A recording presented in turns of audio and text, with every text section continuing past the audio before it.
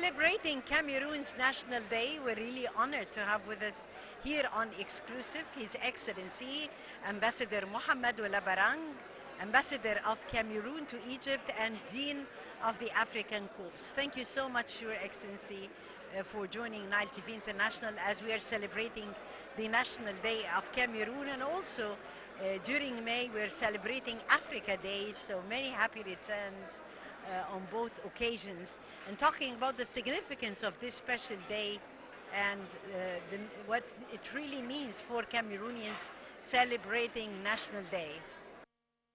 First of all, let me thank you for giving me this opportunity to talk about the symbolics of the National Day of Cameroon. As you know, most African countries, the National Day is the day of independence, because most of our countries were colonized before, and after getting the freedom, they celebrate. For Cameroon, it is a different story, because Cameroon used to be under the, under the German Empire before the First World War. It is a position of Germany, as well as Togo, Burundi at that time, and Namibia. When the First World War ended, the conquerors, those who won the war, decided to take all the possessions of Germany in Africa and to divide them between themselves. So Cameroon was taken from the Germany and divided into two parts. The first one to the French, the second one to the British. So after the Second World War, the same situation prevailed, and two Cameroon developed until they became independent. The first to get independence was the French part of the Cameroon territory. So we became independent in 1960, and then the second part, which was governed by the British with Nigeria, which was their colony, they became independent in 1961. So after the Nigeria became independent, the question was put to find out what to do with the Cameroon part that was governed by the British. And of course, the United Nations decided to organize a referendum, and from this referendum, the northern part of Cameroon decided to join Nigeria, and the southern part decided to join the motherland Cameroon. So we became, in 1961, the Federal Republic of Cameroon.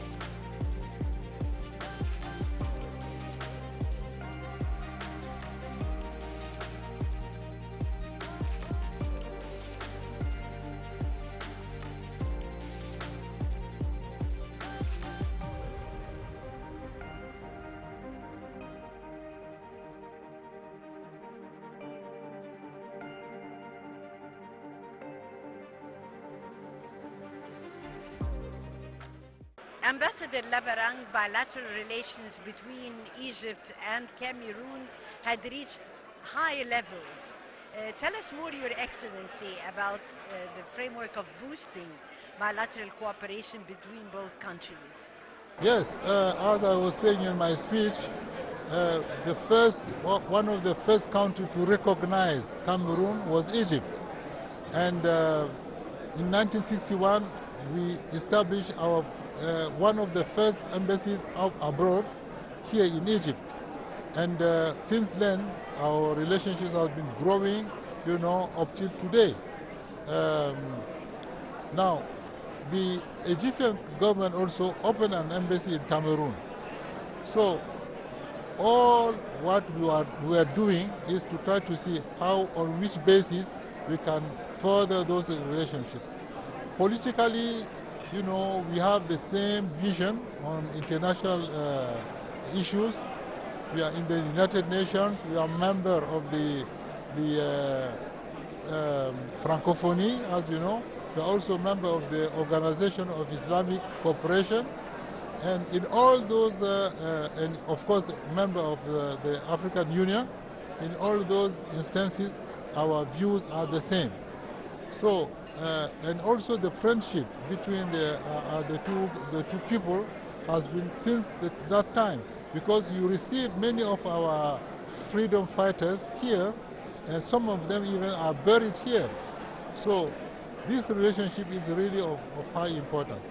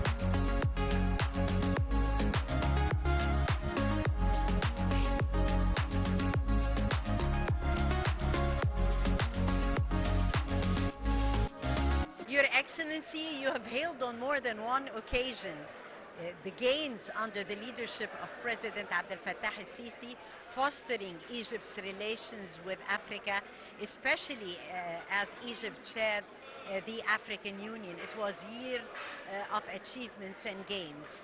So tell us more about this important occasion, Egypt's chairmanship of the AU, and future prospects. Yes, President Abdel Fattah al-Sisi, he is the one who gives the real turn from Egypt towards Africa as a whole. We always say that Egypt is African, but Egypt is also Arab country, and he has a relation in the Gulf. He can use this position to be a bridge between the Arab world and Africa. So President Abdel Fattah al-Sisi, when he was at the helm of the African Union, he really did the real turn, and we see it. He's boosting each minister.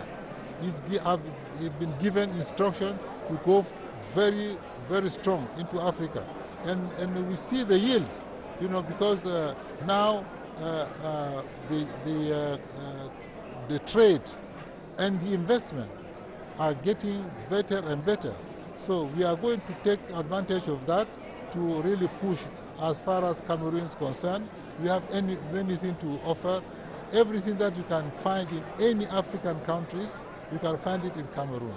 So why don't you come? نحن لدينا مصير مشترك. إذا كنتم ترغبون في تغيير وجه القارة الأفريقية، فالاتحاد الأفريقي كقيادة تستطيع أن تعمل وتدرس بشكل مركزي لمشروع عملاق لبناء بنية أساسية على مستوى القارة. أنا أتصور أن الأمن والاستقرار استثمار.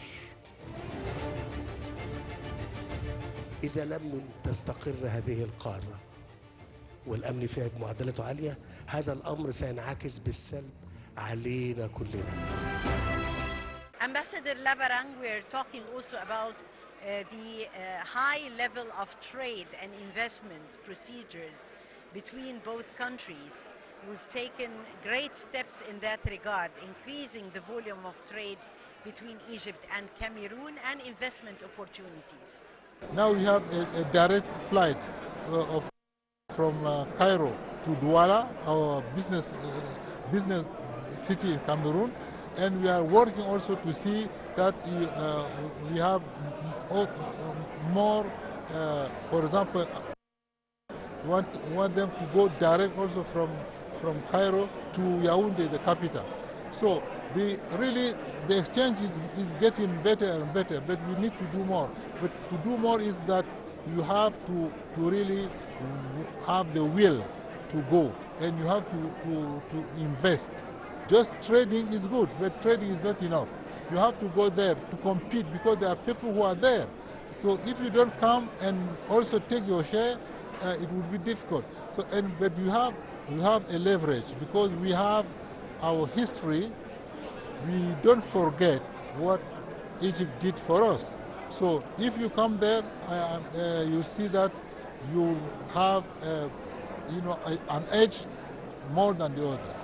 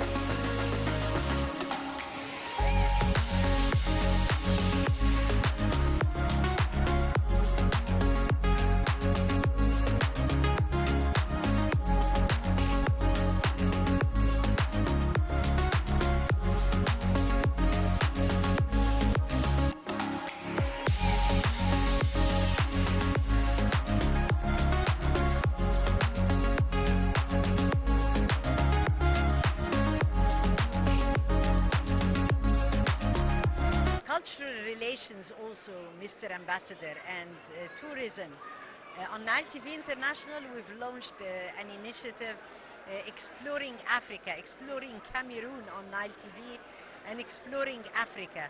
Such initiatives definitely help further foster people-to-people relations and cultural diplomacy.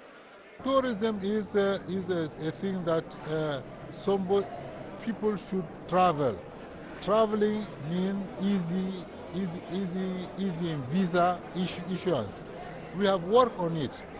Now, for example, between Egypt and Cameroon, if you have diplomatic passport or service passport, you don't need visa.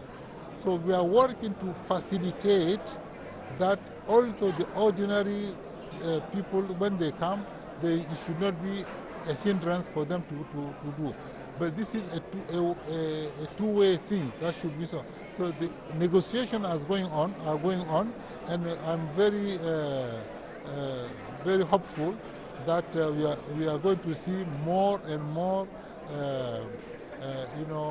tourists coming from Cameroon to Egypt, and from Egypt to Cameroon, especially the health tourism, because you have here very important hospitals, very advanced clinics that are specialized, and with the help of the direct line and also the help of some of the tourism organizations, we can build something that is more than just business. It can be also like win-to-win.